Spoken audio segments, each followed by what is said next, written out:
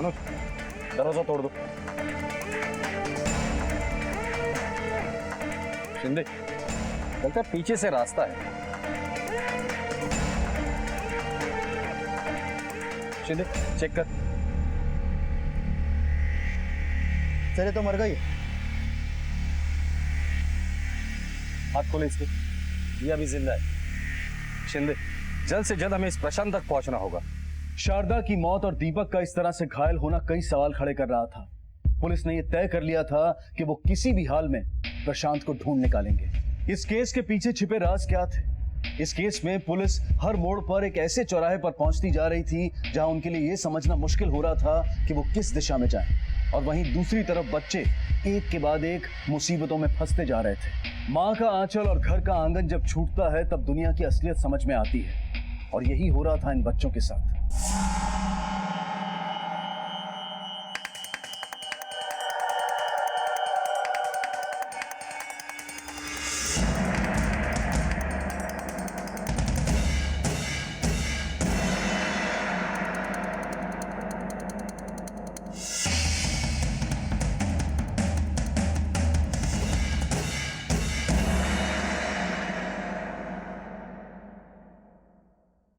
चलो बच्चों, तुम लोग को भूख लग गई होगी, चलो खाना खाएंगे। चलो उठो बेटा। थैंक यू आंटी, हम अब पे ज्यादा दिन बोझ नहीं रहेंगे। हम 2 दिन में यहाँ से चले जाएंगे। कैसी बात कर रही है बेटा, जब तक तू ठीक नहीं हो जाएगी तो कहीं नहीं जाएगी, ठीक? हाँ चलो खाओ।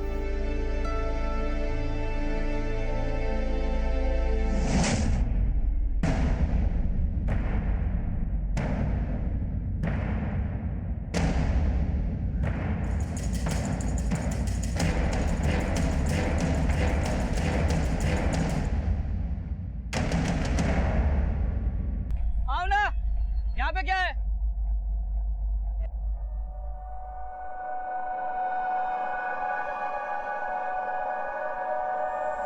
हेलो, हाँ बोल ना।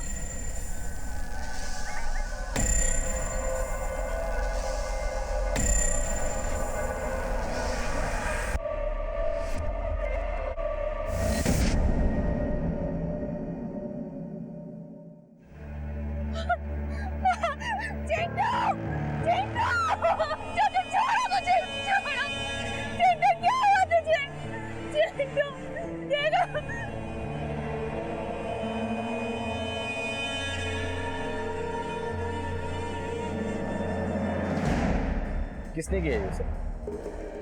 सर, मैं अपने बेटे को ढूंढना चाहता था और कुछ दिन पहले ही पता चला कि क्या भाग गई? कैसे भाग गई? अरे बेवकूफ, परी किसी भी हाल में घर नहीं पहुंचनी चाहिए, समझे? दीपक भाई साहब को पता चल गया ना तो आफत आ जाएगी। किसी भी तरह ढूंढ निकालो उसे। मैंने प्रशांत को कैद कर रखा था सर, क्योंकि उसे पता था मेरी बेटी कहाँ है। पता मेरी परी कहाँ है? क्या क्या तुम उसके साथ? पता, पता। आखिर में बहुत मार खाने के बाद उसने मुझे बताया सर कि सिर्फ शारदा ये बात जानती है कि मेरी बेटी कहाँ है। उसने मुझे शारदा के घर के पास के शॉप का नंबर दिया जिससे वो उससे कांटेक्ट करता था सर। तो शायद इसी वजह से शारदा के कॉलेज कॉर्नर में कुछ भी नहीं। फिर तुमने क्या किया? मैंने शारदा को फोन करके 4 रास्ता पर बुलाया, जहां मैंने उसे किडनैप कर लिया। बाद में मैंने उसे बहुत मारा, बहुत टॉर्चर किया, लेकिन उसे भी नहीं पता था कि मेरी बेटी कहाँ है। जब शारदा को तुम्हारी बेटी के बारे में कुछ पता ही नहीं था तो तुमने इसे मार क्यों डाला? नहीं नहीं सर, वो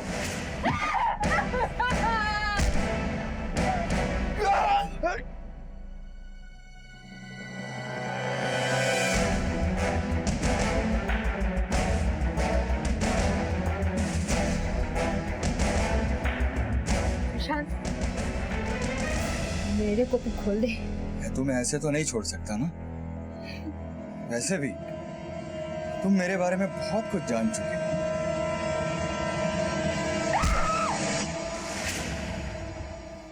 सर, प्रशांत को लगा कि मैं और शारदा मर गए हैं। मैं वो घर के पीछे पानी में फेंकने के लिए ले गया, तभी आपकी गाड़ी की आवाज आई और वो भाग गया हमें वहीं छोड़ के सर।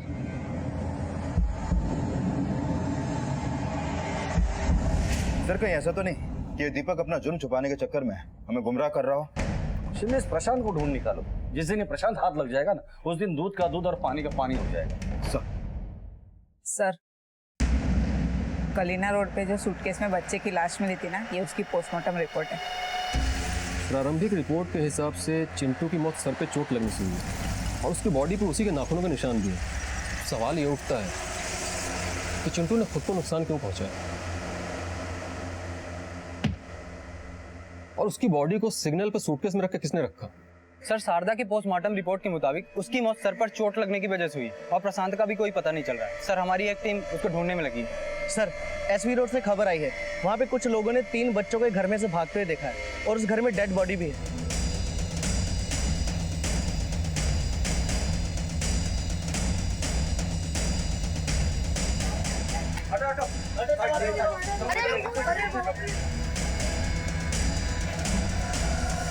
हटिए हटिए, मान है राउत, सबको बाहर निकालिए।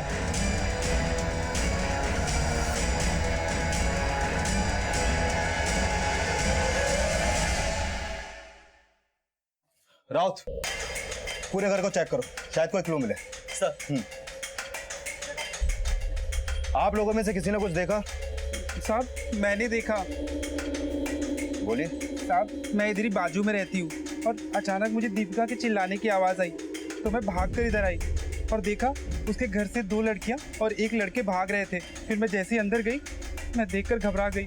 दीपिका मर चुकी थी और मैंने फौरन आपको फ़ोन किया।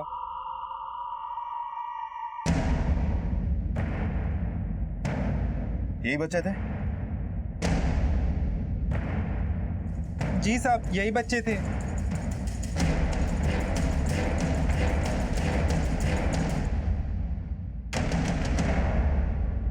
बहुत बड़ी गलती हो गई है हमसे, हमें ये नहीं करना चाहिए था।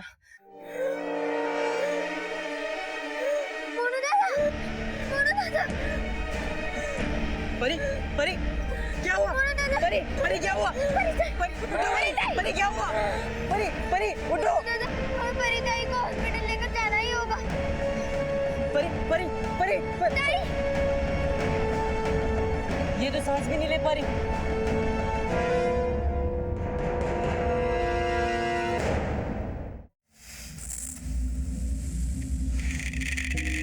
ये लीजिए आपकी चाय। सनी बेटा, ये लो तुम्हारे लिए दूध। नहीं मम्मी, मुझे दूध नहीं पीना। अरे सनी, थोड़ा दूध पियो। सनी, पापा बोल रहे हैं ना, जल्दी से दूध पी लो। मम्मी, पापा, यही तो वही लड़का है जिसने मुझे बॉय ढूंढने की हेल्प ली थी और इसके ही लोगों ने मुझे किडनैप किया था। तुम्हें पक्का यकीन है? हाँ। जाएगा, चुप ना। बस अब रोना बंद कर दे।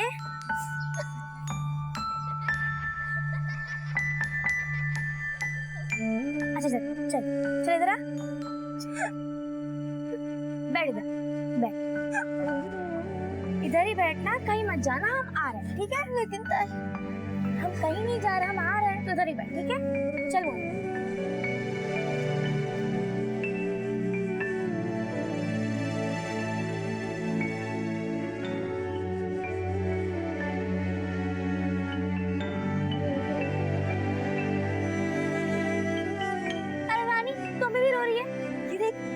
क्या लाए?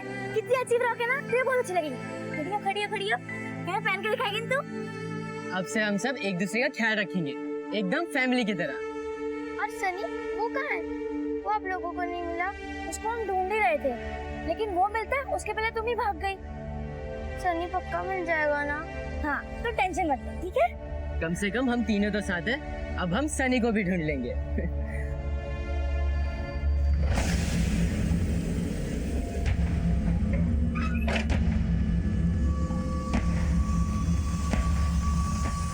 शारदा का घर यही है?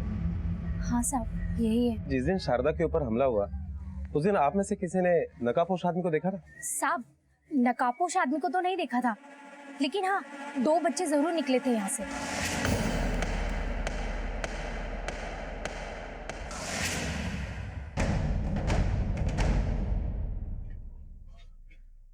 घर की अच्छी तरह से तलाशी।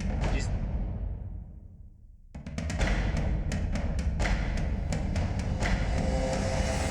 घर में ऐसा कुछ भी नहीं दिखाई दे रहा है जिससे ये लगे कि यहाँ चोरी हो सकती है।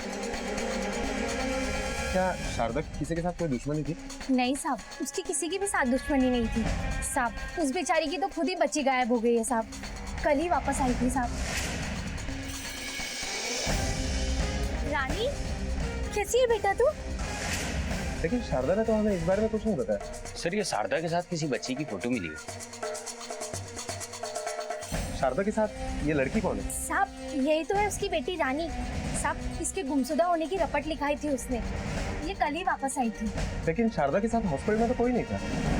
सर मैंने अच्छे से चेक कर लिया, लेकिन रानी की कहीं भी कोई मिसिंग कंप्लेंट दर्ज नहीं हुई है। तो फिर शारदा ने ये झूठ क्यों बोला कि उसने रानी की मिसिंग कंप्लेंट दर्ज की? यही तो है उसकी बेटी रानी साहब। इसके गुमशुदा होने की रपट लिखाई थी उसने। और कहीं ऐसा तो नहीं कि उसके घर पे जो नकाबपोश वाला आदमी आया था ये बात भी झूठी हो? सर हमारे केस से मिलता जुलता मामला बैंड्रा इलाके में भी सामने आया। वहाँ पे भी कुछ बच्चों के खिलाफ केस रजिस्टर्ड हुए हैं, जो कि वहाँ के लोकल लोगों के लिए सर का दर्द बन चुका है। तुम एक काम करो, फौरन अपने पास इस केस के जितने भी डिटेल्स हैं उनके साथ शेयर करो, ठीक?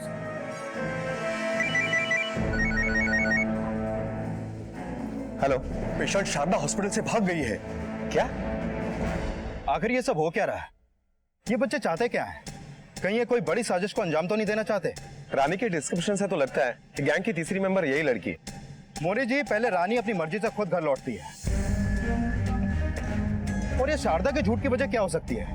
कहीं ऐसा तो नहीं कि शारदा भी इन सब में इन्वॉल्व हो? और उसकी रानी की एफआईआर वाली बात भी झूठी थी, और अब तो वो भी गायब है। अब हमारे पास सिर्फ सनी है जो हमारे इन सारे सवालों का जवाब दे सकता है। सनी हम जानते हैं कि तुम झूठ बोल रहे हो, तुम्हें सब कुछ याद है। अभी भी वक्त है, सच सच बता दो, तो हम तुम्हें यही रखेंगे, घर पर जाने भी नहीं देंगे।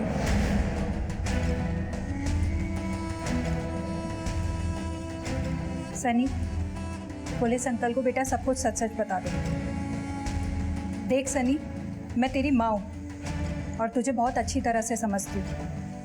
जिस दिन तू घर पर आया था ना, मैं उसी दिन समझ गई थी कि तू मुझसे कुछ छुपा रहा है, लेकिन मुझे लगा कि तू 1-2 दिन में मुझे सब कुछ बता देगा, पर तूने कुछ नहीं बताया। अभी भी तेरे पास मौका है, पुलिस अंकल को सब कुछ सच सच बता दे, फिर हम दोनों इकट्ठा यहाँ से चलेंगे। और अगर तू नहीं बताएगा ना, तो मैं यहाँ तुझे अकेला छोड़कर घर चली जाऊँगी और तुझसे मिलने कभी भी नहीं आऊँगी। ठीक है सनी, तू कुछ नहीं बोलेगा ना? अब तू यहीं रह अकेला। मम्मी मम्मी प्लीज आप मुझे, मैं सब कुछ सच सच बता दो प्लीज। मम्मी आप मत जाओ ना प्लीज प्लीज, मैं सब कुछ सच सच बताता हूँ। बैठे थे।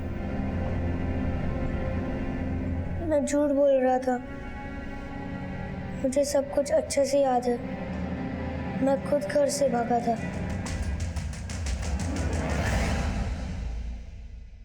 क्यों? घर पे रहता था तो पापा हमेशा डांटते और मारते रहते थे, हमेशा पढ़ाई के लिए कोसते रहते थे। फर्स्ट टर्म में मेरे नंबर कम आए तो पापा ने मुझे बहुत मारा था और वार्निंग भी दी थी कि अगर सेकंड टर्म में मेरे नंबर कम आए तो वो मेरी खाल खींच लेंगे। और सेकंड टर्म में भी मेरे नंबर कम आए। मैं बहुत डर गया था, इसलिए मैं स्कूल से सीधा भाग गया। फिर मुझे एक बच्चा मिला। कौन था वो? मुझे नहीं पता।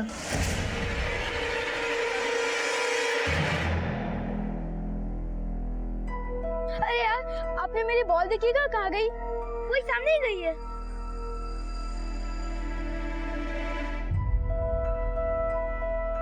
अरे यहाँ आके बताओ ना, पता नहीं कहाँ गई है।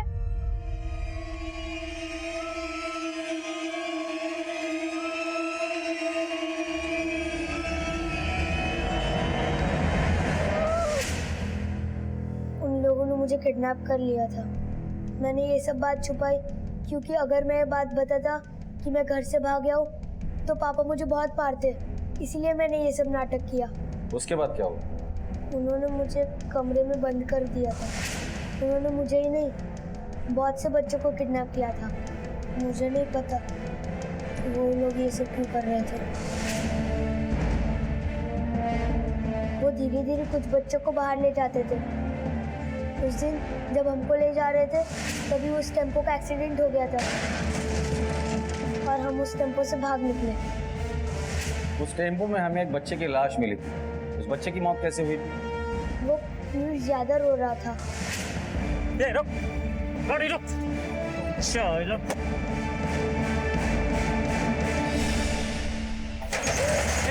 कौन चिल्ला रहा था? कौन ठोक रहा था ये? अंकल मुझको घर जाना है। घर जाना तेरी तो मैं घर भेज दूँ, घर भेज दूँ। समझ क्या रखा है? क्यों ठोक रहा था? और उसने उसको अलमीरा में बंद कर दिया। उसने हमको धमकी दी कि अगर हमने शोर मचाया तो वो हमको जान से मार देगा। फिर भी हमने वो दरवाज़ा खोलने की कोशिश की, लेकिन वो दरवाज़ा नहीं खुला। फिर वो रो रहा था और धीरे धीरे उसकी आवाज़ कम होती गई, फिर बंद हो गई। हमें लगा कि वो सो गया और जैसे एक्सीडेंट हुआ हमने फिर से दरवाज़ा खोलने की कोशिश की, लेकिन वो नहीं खुला। हम डर गए थे कि वहाँ कोई आ ना जाए और हमें पकड़ ना ले, इसीलिए भाग गए। उस एक्सीडेंट के बाद तो तुम लोग टेम्पो से भाग गए थे, फिर अपने अपने घर क्यों नहीं गए? परी दीदी नहीं चाहती थी कि हम घर जाए। हमें अच्छी तरह से पता है कि हमारे साथ क्या हुआ है। घर जाने की सोच रहे मत, समझी? वो हमारी लीडर थी। मोनू भैया उनकी हर बात मानते थे। यहाँ सबसे बड़ा मैं हूँ, लेकिन हम सबकी लीडर परी है, तो जितना वो कहेगी वही करना है हमें, समझे? जब मोनू भैया ने बताया कि उन्होंने अपने मम्मी पापा को जान से मार दिया, याद है ना कितनी बेरहमी से मैंने अपने माँ बाप को मारा था? तो मैं और रानी उनसे डरने लगे।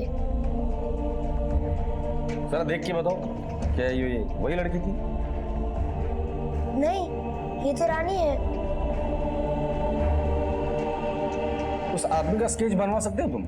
नहीं, मुझे उसका चेहरा अच्छे से याद नहीं। शिंदे, ये केस जितना दिखता है उतना आसान है नहीं।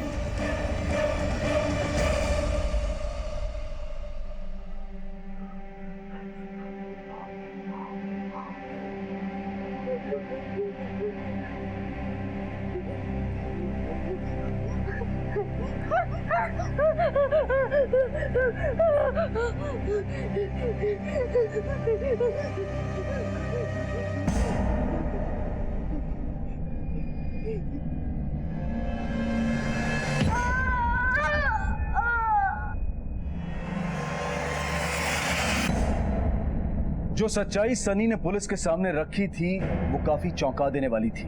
आखिर ये हो क्या रहा था? एक साथ इतने सारे बच्चों को अगवा करके क्यों रखा गया था? क्या ये मामला चाइल्ड ट्रैफिकिंग का था, या फिर इस केस में अब भी कुछ ऐसे खुलासे होने थे जो हमारी सोच से भी परे थे? जो कुछ भी चिंटू ने अपने साथ किया था उसके पीछे राज क्या था, और मोनू और परी अपने घर वापस क्यों नहीं लौटना चाहते थे? घर जाने की सोचना ही मत, समझी? कोई घर नहीं जाएगा। केस में आगे बढ़ते बढ़ते पेचीदगियां भी बढ़ती जा रही थी।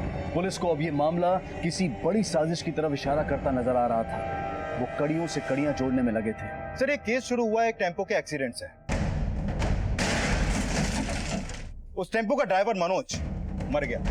उस टेम्पो में हमें इस बच्चे पीयूष की लाश मिली। टेम्पो का मालिक शिवम, उससे भी कुछ खास इंफॉर्मेशन हाथ नहीं लगी। सर, फिलहाल इस केस में हमें सिर्फ एक ही बच्चा मिला है, सनी, जिसने हमें बताया कि एक मोनू नाम के लड़के ने अपने ही माँ बाप को मार दिया था, और साथ में एक लड़की परी, जिसके बारे में अभी तक कुछ पता नहीं चल पाया, और दूसरी लड़की है रानी, जो इस गैंग की चौथी मेंबर है, और अब इसकी माँ शारदा, वो भी लापता है। शिंदे, ऐसा भी हो सकता है कि इस शिवम का शारदा के साथ कोई कनेक्शन है, या फिर रानी अपने घर गई, माँ शारदा पर हमला किया और भाग गई, या फिर परी और मोनू रानी के घर गए, उसकी माँ शारदा पर हमला किया और रानी को लेकर भाग गए। और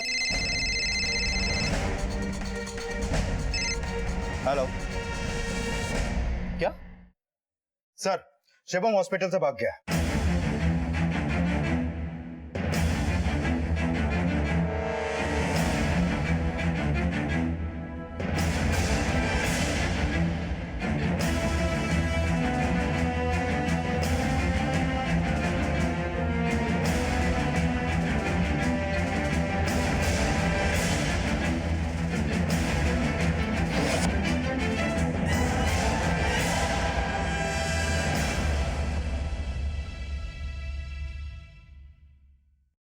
सर, घर का पता तो यहीं का है।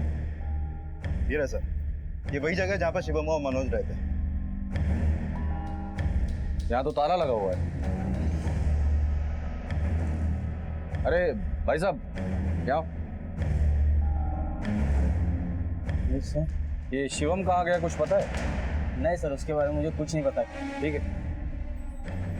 शिंदे, ये शिवम ने पहले हमसे झूठ बोला और अब गायब। मैंने उनसे पूछा था कि उसके माँ बाप कहाँ हैं। उन्होंने बताया कि वो वहीं पास में रहते हैं और उनको घर जाना है। ये शिवम को जल्द से जल्द ढूंढना हो। सर, उसके आईडी पर उसका परमानेंट एड्रेस लातूर के नारायण गांव का है। हो सकता है वो वहीं पर भाग गया हो। मुझे नहीं लगता वो लातूर गया होगा, क्योंकि उसे पता है कि हम लोग वहां तक भी पहुंच सकते हैं। फिर भी चांस लेते हैं। लातूर पुलिस को इन्फॉर्म करो और उसके घर पे 24 घंटे नजर रखो। सर, ये शारदा का क्या करना है? अभी तक उसकी कोई खबर नहीं मिली।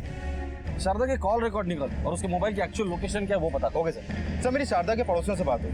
उनका कहना है कि शारदा अपनी बेटी से बहुत प्यार करती थी। शिंदे, अगर ऐसी बात है तो फिर शारदा ने हमसे झूठ क्यों बोला?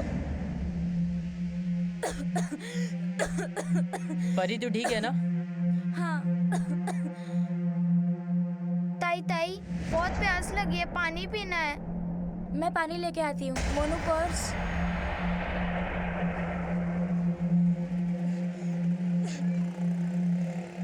अंकल, एक पानी की बोतल देना।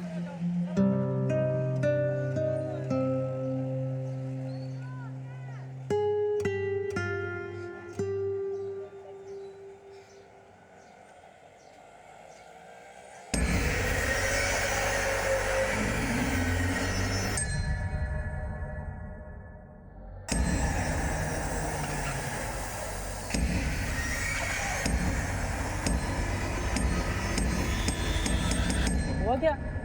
ठीक है ना? कुछ नहीं, चलो चलो। सर, शारदा के कॉल रिकॉर्ड आ चुके हैं। कॉल रिकॉर्ड से साफ है कि शारदा शिवम के टच में तो नहीं थी, लेकिन हाँ, एक नंबर ऐसा है जिस पर शारदा की लगातार बात हुआ करती थी। ये नंबर बब्बन के नाम पे रजिस्टर्ड है सर। ये बब्बन कौन है? सर, ये बब्बन किसी प्राइवेट प्रॉपर्टी लैंड पर सिक्योरिटी गार्ड की नौकरी करता है। ठीक है। शारदा की लास्ट लोकेशन क्या है? शारदा की लास्ट लोकेशन बरवे रोड वाले 4 रास्ते की थी। वो जगह काफी सुनसान रहती है सर। शारदा को कैसे जानते हो? मैं और शारदा एक दूसरे को प्यार करते हैं साहब। प्यार करते हो? इसका मतलब शारदा के बारे में बहुत कुछ जानते होगे। शारदा का उसके बेटी के साथ रिश्ता कैसे था? इस बारे में तो मुझे कुछ पता नहीं साहब, और मैंने उससे कभी पूछा भी नहीं साहब। और मेरी दिलचस्पी शारदा में ही थी साहब।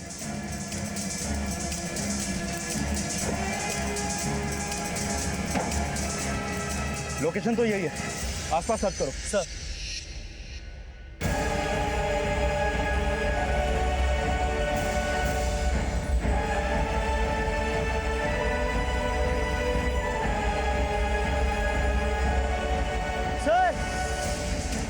सर, ये देखिए, ये मोबाइल मिला है।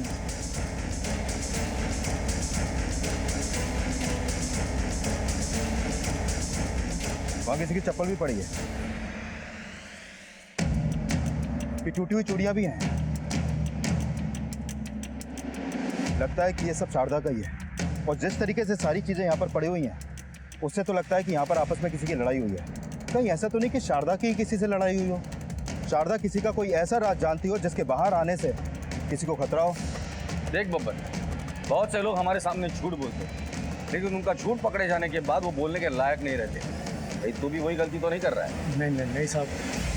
सब एक बात है साहब, शारदा अपनी बेटी को बिल्कुल भी प्यार नहीं करती थी साहब। ऐसे लगता था जैसे वो उस पर बोझ है, बोझ। बबन, लेट हो गया तेरे को, मेरे को लगा तो नहीं आएगी आज। बबन, तुझसे मिलने के लिए मुझे छुपते छुपाते आना पड़ता है, और मैं नहीं चाहती कि तेरे मेरे रिश्ते के बारे में कोई भी जाने। काय को टेंशन लेती है? चल, ये क्या है? इसको भी लेके आए। तू यहाँ क्या कर रही है? इधर जब देखो मेरा पीछा करती रहती है। कितनी बार कहा है तेरे को कि मेरा पीछा मत किया कर, समझ में नहीं आता तेरे को? हाँ, चल घर जा। परेशान हो गई हूँ मैं इस लड़की से, मुझे इस लड़की से पीछा छुड़ाना ही पड़ेगा। मैं और शारदा शादी करने की सोच रहे थे, लेकिन इससे पहले शारदा रानी से पीछा छुड़ाना चाहती थी। रानी से क्यों पीछे छुड़ाना चाहती थी? वो उसकी सगी बेटी नहीं थी क्या? और ये शिवम और शारदा का क्या कनेक्शन? इस बारे में तो मुझे भी नहीं पता साहब, और शारदा ने मुझे कभी बताया भी नहीं कि शिवम कौन साहब। मैंने शारदा के मुंह से कभी इसका नाम नहीं सुना साहब। ठीक है, जा। ये बब्बन जैसा दिखता है वैसा है नहीं। कि ऐसा तो नहीं कि ये जानबूझकर हमें उलझा रहा है। सर, बब्बन के खिलाफ अभी तक हमें कोई सबूत नहीं मिल पाया है। और सर, शारदा की लास्ट लोकेशन पर भी ऐसी कोई चीज नहीं मिली है जिससे साबित हो कि बब्बन वहां पर मौजूद था।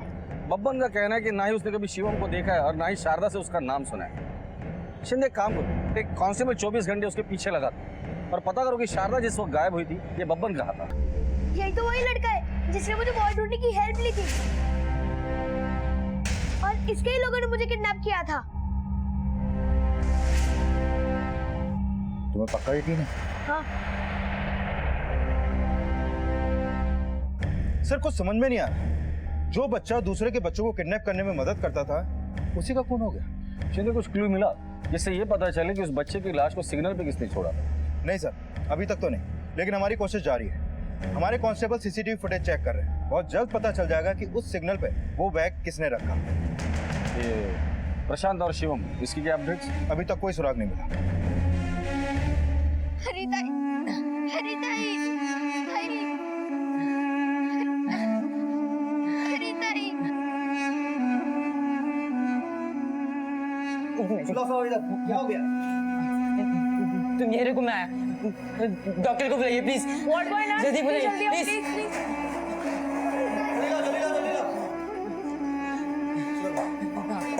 आराम से आराम से।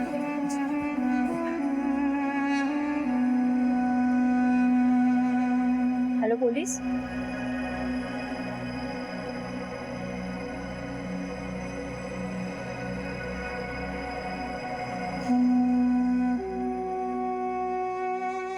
सर, मैं एक अनाथ हूँ। मैं एक अनाथ आश्रम में रहा करता था, जहाँ के सभी बड़े लोग मुझे मारा करते थे, जानवरों की तरह सुलूक करते थे। इन सब के लिए मैं इंसान ही नहीं था सर। इसलिए मैं जब वहाँ से भागा तो मैंने एक कहानी बनाई कि मैंने अपने माँ बाप को मार दिया ताकि सब मुझसे डरे। मुझे पता था कि मेरी आई ने मुझे बेच दिया था, पर मैं ये नहीं चाहती थी कि मेरी आई किसी मुसीबत में पड़े। मैं मेरी आई के प्यार के लिए तड़पती थी, इसलिए मैं वापस घर आ गई। पर मेरी आई ने मुझे फिर से जंगल में ले जाकर छोड़ आई। फिर मोनू दादा और परी ताई मुझे ढूंढते हुए मेरे घर गए। मेरी आई को मारा और उससे मेरे इस जंगल का पता लिया और मुझे छुड़ाकर अपने साथ ले गए। दीपिका को क्यों मारा? सर, हमने दीपिका आंटी को नहीं मारा, उन्हें तो। ए दीपिका, तू मेरे काम में ना ज्यादा टांग मत लड़ा, समझी ना? तू ना हमारे समाज का नाम डुबाएगी ना तो छोड़ेगी नहीं मैं तेरे को। हाँ, मेरे मन में जो आएगा मैं करेगी। और वैसे भी इन भिखारियों को तू अपने पास रख के हमारे समाज का बहुत नाम ऊंचा कर रही है क्या? ये मेरा पर्सनल मैटर है, उसमें टांग मत अड़ा। बहुत जबान चलने लगी है तेरी, हाँ, इन पिल्लों की वजह से। चलो अभी निकलो, निकलो यहाँ से। मैं तुम लोग की टांगें काटूंगी मैं। निकलो यहाँ से, बोल रही थी छोड़ दो। तूने मुझ पे हाथ उठाया, हाथ यहाँ से। बताती हूँ मैं।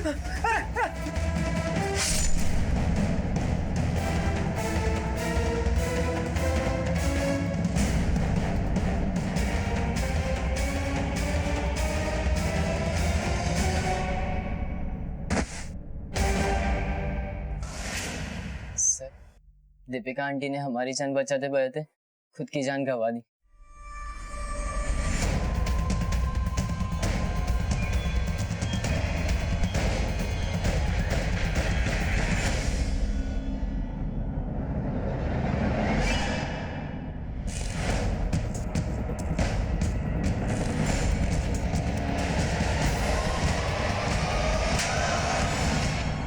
सर, जिन बच्चों की हमें तलाश थी वो बच्चे हमें मिल चुके हैं और दीपिका मर्डर केस भी सॉल्व हो गया है। लेकिन अभी तक ये नहीं पता चल पाया कि वो कौन था जो बच्चों की किडनैपिंग कर रहा था और क्यों। इन बच्चों को भी कुछ पता नहीं जिससे हमें कोई लीड मिल सके। सर फॉरेंसिक से चिंटू की विसेरा रिपोर्ट आई। सर, इसमें तो बड़ी चौंकाने वाली बात सामने आई है। चिंटू की बॉडी में अलग अलग तरीके के ड्रग्स मिले। सर, ये ड्रग्स इतने खतरनाक है जिसके इस्तेमाल से अच्छे अच्छों के होश उड़ जाते हैं। फिर चिंटू तो एक छोटा सा बच्चा ही था। शिंदे, छोटे से बच्चे के साथ ये सब इंसानियत नाम की कोई चीज नहीं है। सर, सीसीटीवी फुटेज से उस औरत का पता चल चुका है जिसने वो बैग सिग्नल पर रखा था। औरत का नाम गौरी सावंत है और वो कुर्ला के किसी लैब में लैब असिस्टेंट का काम करती है।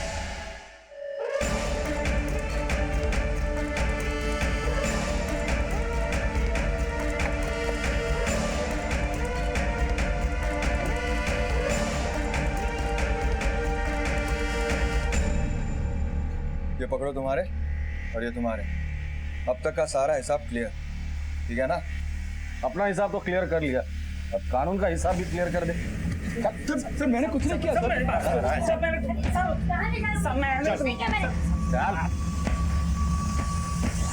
सर, इस सब का मास्टरमाइंड प्रशांत था। मैं तो बस प्रशांत के लिए काम करती थी। उन बच्चों को किडनैप करके क्या करते थे उनके साथ?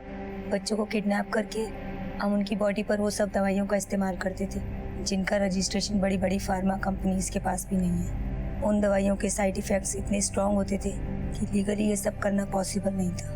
सर, मेरी जॉब की वजह से फार्मा कंपनी में मेरा आना जाना लगा रहता था।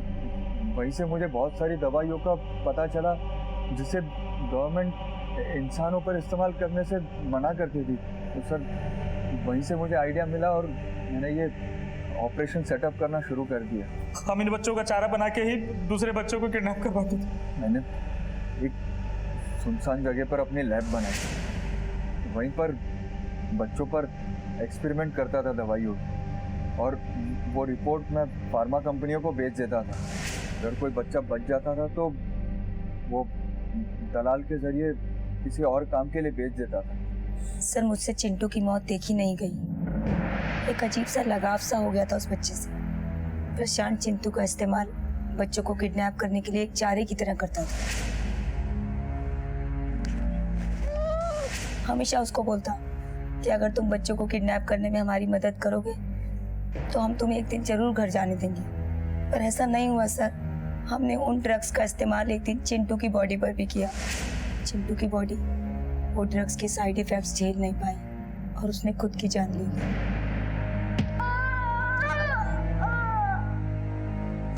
फिर मेरा ज़मीर जागा सर।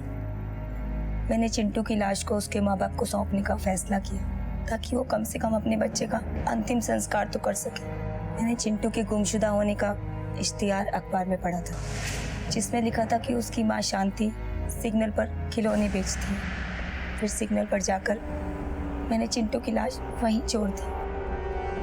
फर्नीचर की डिलीवरी की आड़ में मैं और मनोज उन बच्चों की तस्करी करते थे। अगर उस रात हमारा एक्सीडेंट ना हुआ होता, वो बच्चे तबाही ना मचाए होते तो हम कभी पकड़े नहीं जाते। ऐसी कौन सी वजह थी जो तुमने परी को भी किडनैप किया?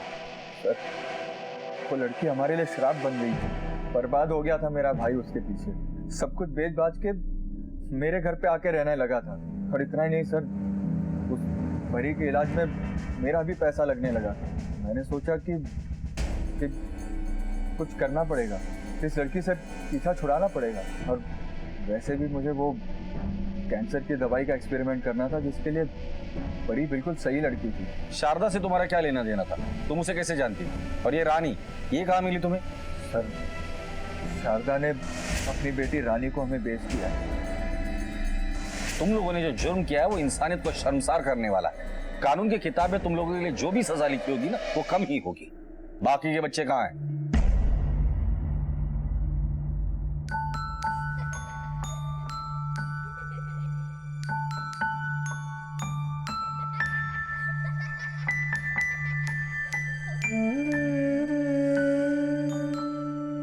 बेटा, हमें पता है कि तुम्हें तुम्हारे अंकल ने किडनैप किया था।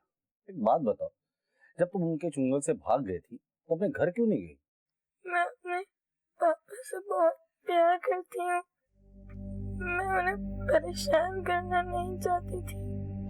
मेरी इस हालत के कारण उनका सब कुछ बिक गया। मैं घर वापस जाकर उन पर बोझ नहीं बनना चाहती। परी बेटा,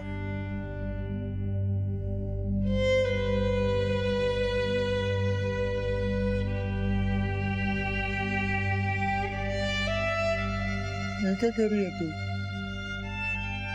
कोई बेटी अपने बाप के लिए बोझ होती है क्या? मेरा तो सब कुछ तू है।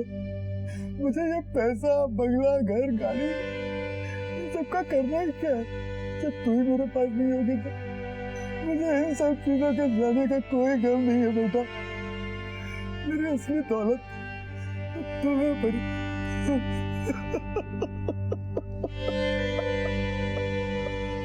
आखिरकार ये गुत्थी सुलझी। पुलिस ने बड़ी ही कुशलता से इस केस की एक एक कड़ी को सुलझाया, जुर्म की जड़ों का सफाया किया और आखिरकार एक ऐसे गिरोह का पर्दाफाश हुआ जिसने न जाने कितने ही बच्चों की जिंदगी के साथ खिलवाड़ किया।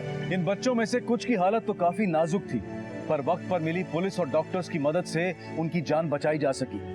पुलिस ने अवैध तरीके से चल रही सारी लैब्स पर छापे मारे और सारी गैर कानूनी सामग्री को जब्त कर लिया। शॉर्टकट में चंद पैसों के लिए प्रशांत ने जो कुछ भी किया वो ये सवाल खड़ा करता है कि क्या हमारे समाज में इंसानियत बिल्कुल खत्म हो चुकी है। परी ने अपनी बीमारी की वजह से बढ़ते बोझ को अपने पिता के कंधों से उतारने के लिए अपना घर छोड़ दिया। मोनू ने अनाथ आश्रम में हुए जुल्मों से तंग आकर बाहर अपनी दुनिया बसाने के बारे में सोचा। सनी ने पढ़ाई के दबाव में आकर घर से दूरी बनाई और रानी को उसकी माँ की नफरत ने घर से दूर कर दिया।